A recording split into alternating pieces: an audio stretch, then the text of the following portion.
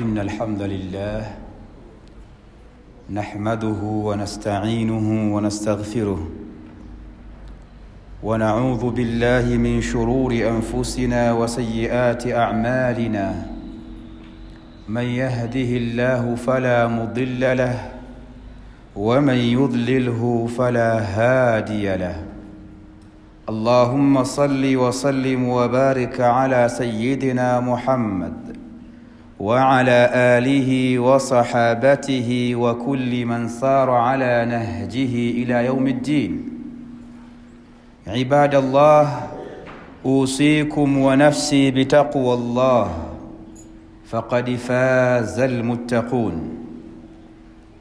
يقول الله سبحانه وتعالى: نحن قسمنا بينهم معيشتهم في الحياة الدنيا ورفعنا بعضهم فوق بعض درجات ليتخذ بعضهم بعضا سخريا.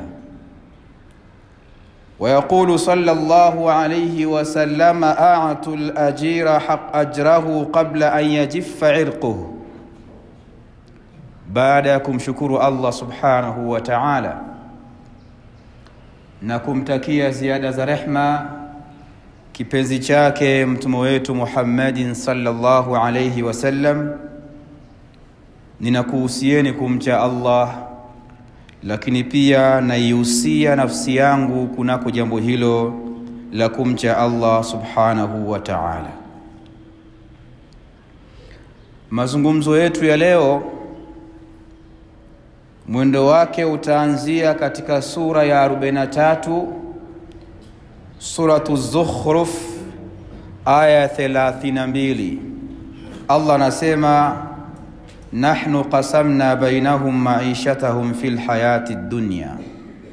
Sisi, yani Allah tumegawa maisha yao katika uhai huu wa dunia.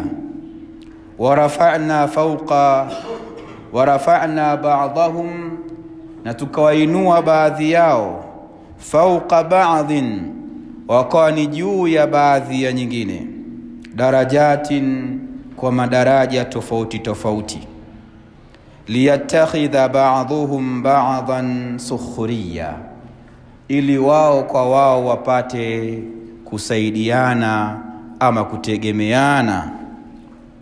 Ndugu zanguni, mazungumzo yetu ya leo unwani yake inasema wajibu wa muajiri na muajiriwa. Tumeona tugusie jambo hili kwa sababu ulimwengu kila mwaka huwa unaadhimisha siku ambayo ina majina zaidi ya matatu: siku ya wafanyakazi, Labor Day, Mei Mosi na majina mengineyo, ikiwa na lengo la kuainisha na kubaini changamoto zinazowakabili wafanyakazi na watumishi mbalimbali na kuziweka bayana na kuangalia haki zao za msingi, kuhakikisha zinapatikana kwa wao. Kwa ufupi, hii siku ilianzishwa kule mjini Chicago, Marekani mnamo mwaka 1886, baada ya watumishi na wafanyakazi kuwa wananyimwa haki zao, lakini haswa kufanyishwa kazi kwa muda mrefu, hata kukosa hata muda kukaa na familia zao, zaidi ya masaa 28 wanafanya kazi, mchana na usiku wanafanya kazi. Hayo si mazungumzo yetu hasa, lakini tunaangalia Uislamu unazungumzaje juu ya mfanyakazi na pia juu ya muajiri. Aya niliyosoma mwanzo katika suratu Zukhruf, sura ya 43 aya 32, Allah ameonesha mgawanyo wa uumbaji wake, akawafanya baadhi wakawa na nafasi na daraja kubwa, au baadhi wakawa wanacho na wengine hawanacho. Yote hii ni kwa ajili ya kusaidiana na si kudharauliana, kwa sababu haiwezekani ikawa wewe ndio mtengenezaji wa gari, wewe ndio muuzaji wa gari, wewe ndiyo mmiliki wa gari, wewe ndiyo mwendeshaji wa gari, wewe ndiyo mbebaji wa mizigo inayotiwa ndani ya gari, wewe ndiyo ambaye ni mechanics, kitu kiharibika utengeneze wewe. Dunia haiko hivyo. Allah akawafanya wengine ni wamiliki kwa vipato vyao, wengine kazi yao ni utengenezaji wa magari yanapoharibika, wengine ni wafanyabiashara. Yote hii ni mipango yake Allah subhanahu wa ta'ala. Na kusingelikuwa na hilo, basi hata tajiri asingekuwepo, kwa sababu kila mmoja anacho. Na pia asingekuwa hilo, basi hata maskini asingekuwepo, kwa sababu kila mmoja hana. Lakini huu ni mpango wa Allah subhanahu wa ta'ala, wapate watu kuishi kwa kusaidiana, kwa kila mmoja kumtegemea mwenzie kwa nafasi yake. Mtume wetu Muhammad sallallahu alayhi wasallam anazungumza, anasema a'atul ajira haqqahu qabla an yajiffa 'irquhu, wa fi riwaya a'atul ajira ajrahu qabla yajiffa 'irquhu.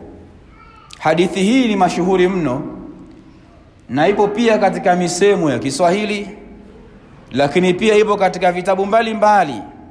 Inasema hadithi hii ya mtume wetu Muhammad sallallahu alayhi wasallama, iliyosimuliwa na Abdullah ibn Umar radhiyallahu anhuma, mtoto wa Sayyidina Umar radhiyallahu anhuma. Anasema, mtume anasema, wapeni waajiriwa haki yao kabla jasho lao halijakauka. Wapeni waajiriwa, mpeni mfanyakazi haki yake. Hichi kipande masha Allah watu wengi wamekielewa vizuri sana, na kinafanyiwa kazi, na wengine hukitumia kwa sababu ya kudai madai yao katika wale wanaowadai. Amempa kazi, amepewa kazi akafanya, anadai ujira wake, nipe bana ujira wangu kabla jasho halijakauka, kabla an yajifa irquhu, kabla ya jasho halijakauka.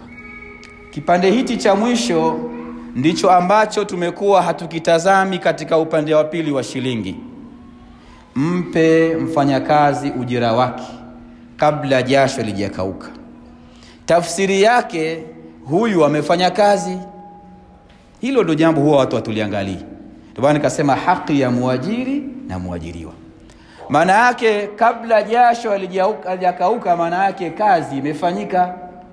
Na kama jasho alimemtoka halijamtoka, maana yake kazi hajaifanya. Kwa hiyo kuna haki na wajibu katika hadithi hii. Kuna haki ya muajiriwa kupewa ujira wake, na kuna wajibu wa muajiri kutoa ujira baada ya kazi kukamilika. Huu ndio msingi wa mazungumzo yetu kupitia hadithi hii ya mtume wetu Muhammad sallallahu alayhi wasallam.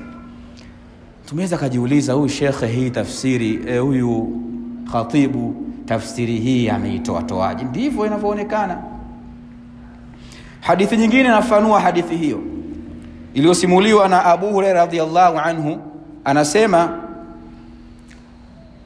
Allah subhanahu wa ta'ala anasema, thalathatun ana khasmuhum yawm alqiyama, watu wa aina tatu mimi nitakuwa ni mgomvi wao, nitakuwa sina radhi nao. Allah anasema yawm alqiyama, siku ya kiyama. Akataja watatu, wawili, sisi tunamtaka huyu wa mwisho. Wa rajulun istajara ajiran fastawfa minhu wa lam yu'tih ajrah, na mtu ambaye atamuajiri mfanyakazi, fastawfa, yule mfanyakazi alwafa, akafanya kazi kwa mujibu wa makubaliano, huwa alwafa, akafanya kazi kwa makubaliano yao waliokubaliana kati yeye na muajiri wake au bosi wake. Manake amefanya kazi vilivyo inavyotakikanwa na ipasavyo, lakini yule muajiri asimpe ujira wake, basi Allah subhanahu wa ta'ala kwa ni mgomvi wa mtu huyo. Hadithi hii inatuonesha huyu anatakiwa kupewa haki ya ujira wake ni yule ambaye amefanya kazi, akaifanya kazi hiyo kwa jinsi au kwa mujibu wa makubaliano ambao wamekubaliana baina yao. Na Uislamu karne 14 zilizopita umetowekea misingi ya muajiri anatakiwa na sifa gani. Uislamu umetokea mambo manne mfanyakazi au muajiriwa ndiyo anapaswa aajiriwe kwayo. Mambo hayo manne yakikidhi haya manne, huyu ndiyo mfanyakazi anayopaswa kuajiriwa. Jambo la kwanza, Allah subhanahu wa ta'ala alizungumza katika sura ya 28 suratul Qasas aya ya 26, anasema qalat ihdahuma ya abati istajiruhu inna khayra man istajarta alqawiyul amin. Wakati Nabiullah Shuaib alayhi salam na binti zake walipokutana Nabii Musa alayhi salatu wassalam, wakamuona Nabii Musa na sifa kadhaa za kuajiriwa, mmoja katika mabinti wa Shuaib radhiyallahu alayhi salatu wassalam akasema, ya abati istajiru, baba yangu nakuomba umuajiri huyu Nabii Musa. Inna khayra man istajarta alqawiyul amin, kwa hakika yule mbora anayopaswa kuajiriwa ni alqawiyu. Kwanza, sifa ya kwanza ni hii, awe na nguvu. Hii ni sifa ya siha na afya, na ulimwengu wa sasa baadhi ya ajira huwezi kuajiriwa paka upimwe afya yako au ulete vyeti kabisa vya afya yako. Sifa ya kwanza al-amin, lakini pia sifa ya uaminifu. Hizo ni sifa mbili Allah subhanahu wa ta'ala anazitaja ndani ya Qur'an kwenye sura ya 28 suratul Qasas aya ya 26. Sifa mbili zobakia. Allah anazungumza sifa hizi katika sura ya 12 suratu Yusuf aya 55, anasema qala ja'alni ala khazainil ard inni hafidhun alim. Akamwambia Yusuf yule waziri kiongozi wa nchi ya Masri au Egypt, sasa hivi inaitwa hivyo, akamwambia ij'alni ala khazainil ard, nijalie niwe ni mtunzaji wa hazina. Kwa kipindi hicho ilikuwa ndio wizara ya mambo ya kilimo na mifugo na mambo yanayohusiana na ufugaji na uvuvi na kadhalika. Inni hafidhun, hakika mimi ni mlinzi mzuri na muhifadhi mzuri. Alimun, ni mjuzi. Sifa ya pili, ya tatu na ya nne, kwanza mtu awe ni mlinzi mwenye kuweza kuhifadhi. Na hii nukta ukiangalia imekaa kama vile ya ajabu ajabu. Unakuta mtu amepewa labda kazi ya kuendesha gari kwa mfano, yeye hajali uharibifu wa gari, atapita njia itakayo, hata kama kuna njia mbadala ambayo haina mashimo kibao, kwa sababu yeye hausiki na kununua spare za magari, hausiki, bosi atanunua. Huyu sio mtu anaweza kuwa mlinzi na muhifadhi wa mali. Hali kadhalika mtu labda amepewa kazi ya duka, amepewa kazi ya kutunza vitu, lakini hana utunzaji, anafuja wala hana habari, hajui vitaharibika, vitaoza, hana habari. Moja katika sifa ya muajiriwa lazima awe ni mtunzaji wa mali ya bosi wake. Alimun, pia awe ni mjuzi, awe na weledi katika kitu anachokifanya. Hizi ni sifa nne ambazo Allah subhanahu wa ta'ala ametufundisha katika medani ya kuajiri na kuajiriwa. Ndugu zanguni, haya ni mambo ambayo lazima tuyafahamu, lakini lazima tuyafanyie kazi na kufahamu kila mmoja ana wajibu. Kabla hujadai ujira wako, hakikisha, je, wewe kweli unafanya kazi kwa uadilifu? Al-amin, wewe ni mwadilifu? Mimi ni mwalimu bana, shauri lenu bana. Mimi mmuelewe, msielewe, mfeli, msifeli, mshahara wangu pale pale. Manake sio mwaminifu. Hauna misdaqiya, credibility hauna. Si mkweli na mwaminifu wewe, hauna kabisa. Kwa hiyo unafanya jambo mradi liende tu, mshahara wako upo mwisho wa mwezi. Kama umeweka sehemu uuze duka la mtu, usiwe kampuni, si bidhaa, wewe huna habari mauzo yamekwenda vizuri wala huna nini, wewe akiharibika, ya kidoda, akifanyia, wewe una habari nayo. Alimradi mwisho wa mwezi unachukua cha kwako unaondoka. Maana yake umekosa sifa ya kuajiriwa, wewe sio mwaminifu. Al-qawiyu, uwe na nguvu kwa maana una siha njema. Al-amin, uwe mwaminifu, lakini pia uwe ni mtunzaji wa mali za bosi au mwajiri wako, na pia uwe ni mwenye elimu na weledi wa kazi unayotaka kuifanya. Al-wafa, Lakini pia upande wa pili wa hadithi hii, baada ya kuangalia alwafaa, huyu muajiriwa au amefanya kazi kwa ufanisi na inavyotakikana kutokana kulingana na mkataba wake, pia hadithi hii inamkumbusha muajiri kwamba lazima atoe haki ya muajiriwa ambaye amefanya kazi vilivyo na kwa wakati unaotakikana mlipe mshahara wake. Aatul ajira haqqahu qabla an yajifa irquhu, mpe mfanyakazi haki yake kabla jasho lake halijakauka. Usifanye mumatala, usimcheleweshe ukazembea wakati tena wengine za kuwa anazungusha tu biashara zake tu. Nitakupa mna shida. Huyu ana watoto, ana ndugu anamtegemea, ana mahitaji yake mwenyewe, na pesa unayo, hakuna sababu unamwekea baadaye nini? Na kuna wengine wanafanya kazi wa ndani, shekhi, wanaweka mishahara miezi hata 4, anajua kulipa baada ya miezi 4, analipa kidogo kidogo. Ana mahitaji yake, ana ndugu zake. Kwa hiyo mpe haki yake wakati bado jasho lake halijakauka. Na usipofanya hivyo, na ukifanya hivyo ukachelewesha kumbe haki yake, utakuwa ni khasimu, ni mgomvi wa Allah subhanahu wa ta'ala siku ya kiyama. Kwa alwafa, kutekeleza kwa makubaliano, ni kati ya muajiri na muajiriwa. Lakini pia al-uqud, mikataba izingatiwe. Kuna mtu anapewa ajira, kazi yake ni kuendesha gari, lakini kazi anazopewa ni ni lukuki, yani ambazo mkataba hazipo. Atashughulishwa hizi nje ya muda ule wa ajira. Uislamu umekataza hilo. Iende ajira yake na kazi zake kulingana na mkataba wake.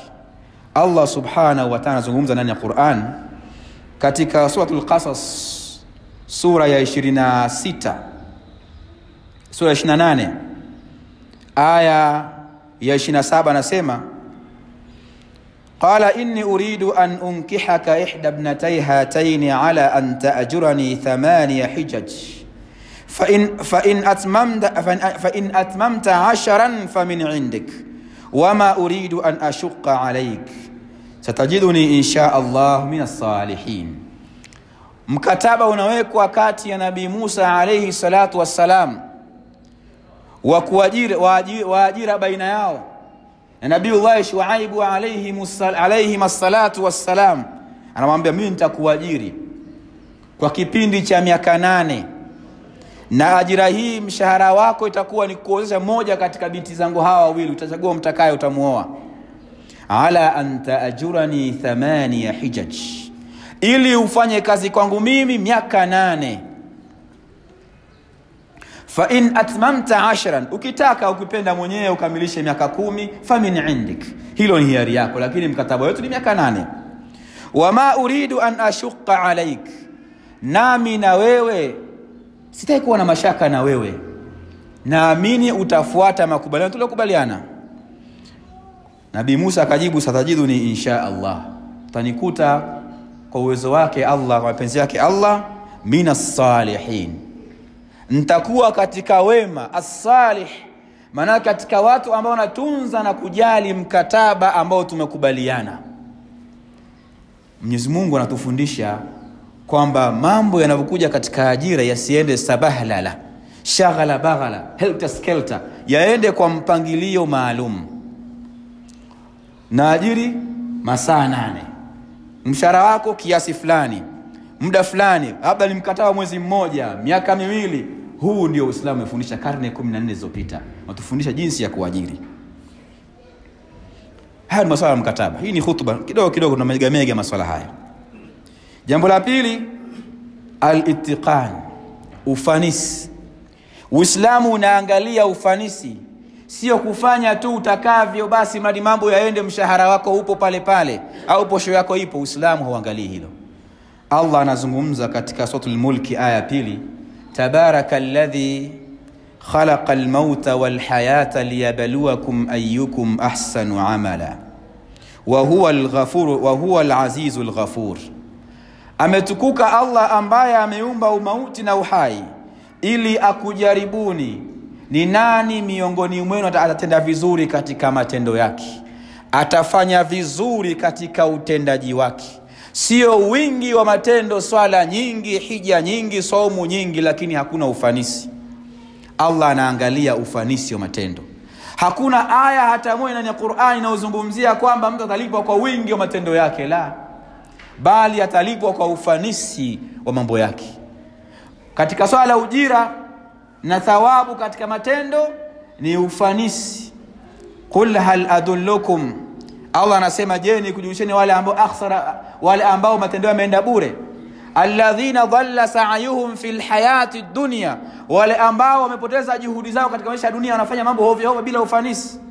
Wa hum yahsabuna annahum yuhsinuna sun'a, wakidhani kwamba wana ufanisi katika utendaji wao. Allah anasisitiza ufanisi katika utendaji wetu wa kila kitu. Iwe ni kazi yako unaoifanya uwe una ufanisi, sio kuvurunda mambo yaende utakavyo wewe. Iwe ni ibada yako lazima kuwe na ufanisi. Iwe ni kila jambo katika maisha yako una ufanisi katika utendaji wako. Uwe ni katika familia lazima ufanisi upatikane. Allah anapenda ufanisi. Mtume wetu Muhammad sallallahu alaihi wasallam katika hadithi ile katika Sahih al-Jami', Ibn Abu Hurairah anasema, inna Allah ta'ala, kwa hakika Allah mtukufu, yuhibbu idha amila ahadukum amala, anapenda pindi mmoja wenu atapotenda jambo lote lile, amalan nakra, yani lote lile, an yutqinahu, alifanye jambo hilo kwa ufanisi. Kwa jambo lingine ni ufanisi katika utendaji wetu, ufanisi kwa mfanyakazi, na ufanisi hata kwa muajiri kwenye kutoa ajira hiyo. Anampa mtu ambaye kweli ana sifa zile 4. Kwanza ni muaminifu, pili ana siha njema, tatu ni mwenye mlinzi na muhifadhi mzuri, 4 ana elimu ya jambo hilo na weledi katika jambo anataka kulifanya. Na pia ufanisi katika kumlipa, amlipe ile haki yake inayotakiwa kwa ufanisi. Sio unamlipa, tutaangalia chini hapa, amevunja hicho, ameharibu hicho, basi unamkata mshahara wake. Halipo hilo. Nukta ya pili, nukta ya mwisho, alhifdhu walwadi'ah. Uislamu umefundisha alwadi'ah. Alwadi'ah maana yake ni amana. Inakuwaje muajiriwa anapoharibu mali? Uislamu umefundisha nini? Kuna misingi imejengwa katika Uislamu juu ya hili. Lakini kabla hatujaitaja misingi hiyo, tusome aya inayotufundisha juu ya kulinda amana. Inna Allaha ya'murukum an tu'addu al-amanati ila ahliha wa idha hakamtum bayna an-nasi an tahkumu bil 'adli inna Allaha ni'ma ya'idhukum bihi inna Allaha kana sami'an basira. Allah anazungumza katika sura An-Nisa sura ya 4 aya 58, anasema, inna Allaha ya'murukum an tu'addu al-amanati ila ahliha. Allah anakuamrisheni kutekeleza, kuiwasilisha, kupeleka, kurejesha amana uliopewa kwa watu wake. Ukipewa kazi ni amana. Misemo ya zamani katika nchi yetu wasema cheo ni dhamana. Ukipewa kazi ni amana. Ukipewa biashara ya mtu usimamie ni amana. Gari ya mtu usimamie ni amana. Kila kitu ni amana. Lazima ukilinde amana hii, uilinde isiharibiwe au isiharibike. Uislamu kafundisha, ikitokea umepewa wadia, umepewa amana, imani muajiriwa au umepewa kitu ukihifadhi, ikitokea kitu hicho kimeharibika kwa uzembe au kwa maksudi, sheria ya Islam takiwa ulipe. Kwa uzembe ni vipi? Wewe umepewa duka uuze, umefika muda ukaona mbona ngoja nende nikafanya jambo fulani, ukaacha duka wazi, akaja mwizi akaiba, huu ni uzembe. Uislamu unakwambia huyu ulipwe. Kwa hiyo ukata mshahara wako katika Uislamu wala hujaonewa Sheikh. Uislamu unataka hivyo, wewe ukujali mali za watu. Umepewa gari ya mtu uende nao sehemu, ukapita sehemu au unaendesha kwa rafu, kwa fujo, mbio zilizopitiliza, paka ukafikia ukagonga bila ukiangalia ni mwendo uliosababisha kufanya hivyo. Hukuwa na uangalifu wote ule. Sheikh utalipa. Bana mimi huo ndio ungwana gani? Sio ungwana. Ndio huo ndio ungwana. Kulipa haki ya mtu ambao umefanya kwa uzembe, huo ndio ungwana. Hii ni kwa uzembe. Kwa makusudi umeamua tu ukaharibu, kama ni nani, umepewa gari ukaenda njiani huko ukasema utoboe si tairi, yote kwa makusudi vyote vile.